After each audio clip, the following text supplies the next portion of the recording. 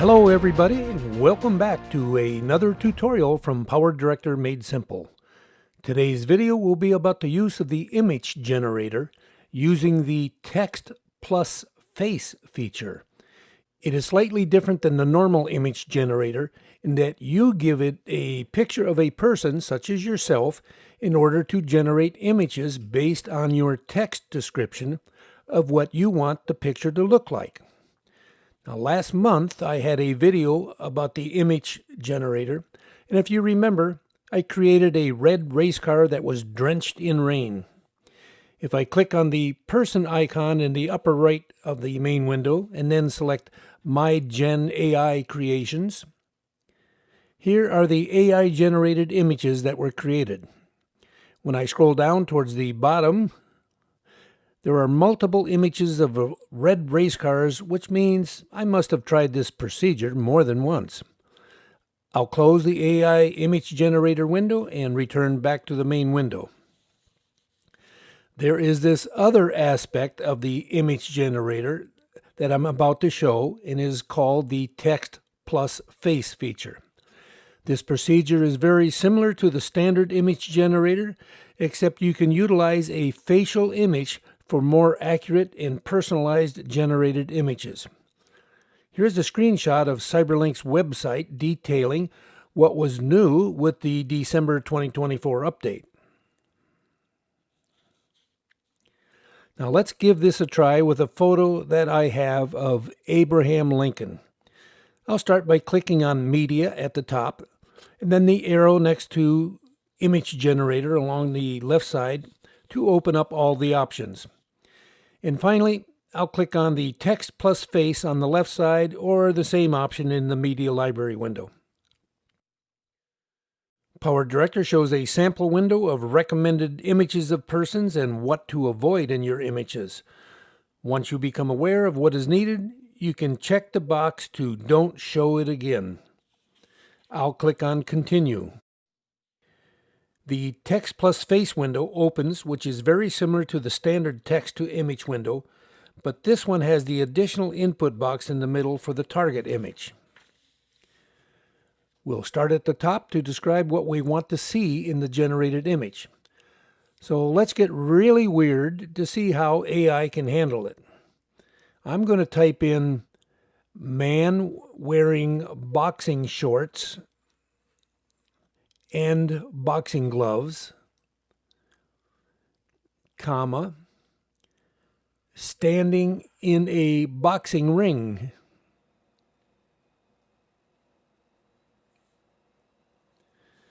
When I'm done with that, I'm going to next select an aspect ratio of 16:9 again.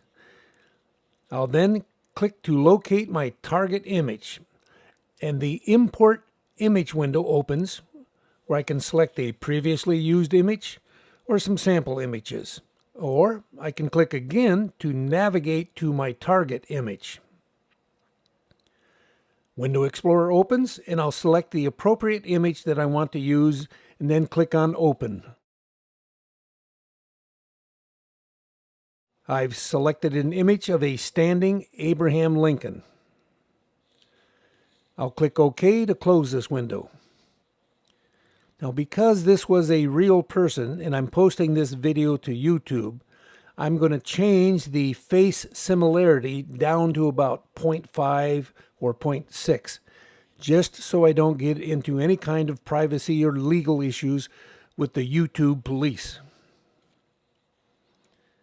I'm going to scroll down on the style selection until I find black and white near the bottom, because it sort of matches the target image.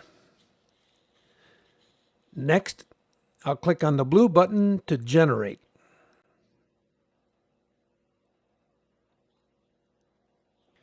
In just a few seconds, I am presented with 4 images. Interestingly, even though you might select a style of black and white, some of these could end up being color images if the target image had any color detail in it at all. I'll close the AI image generator window to return to the Text plus Face window. I'll close out this window and return to the main editing window. Now here I can click on the person icon at the top right again, then My Gen AI Creations, and finally the large colorful AI image generator button, which will show everything that I have created using the AI image generator. From here I can select any image and then click on download, which will make it easily available in the My Media library on the main editing window. I'll close out the image generator window and return back to the main window. I know you are all thinking, what if your mind sort of went blank when you first wanted to create an image and you just couldn't think of a detailed text description of what you wanted? Perhaps you had a similar photo but just didn't know how to describe it.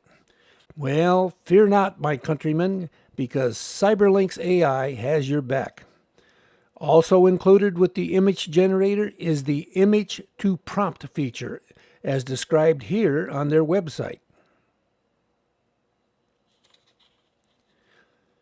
Well, let's give that a try and see how we can mess that one up. Now, once again, I'll click on Image Generator along the left side. I can choose either the text prompt method or the text plus face method. Either way will allow me to generate a prompt. I'll keep this simple and I'll choose the text prompt method. Now here is where the image to prompt comes into play. First, I need some inspiration to come up with a description of what I want. So I'll click on the word inspiration and then select Get Prompt from Image.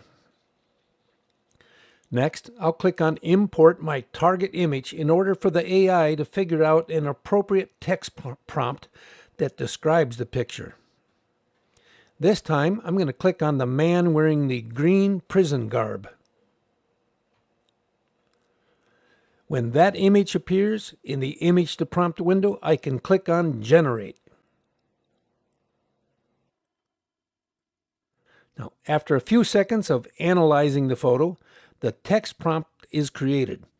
It is interesting to read because I would have never come up with such a description as this. There is a man in a green shirt and glasses, standing in a room.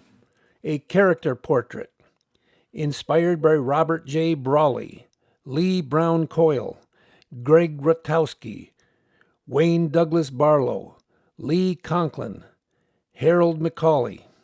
Well, certainly every video editor knows that these are all well-known artists. Yeah.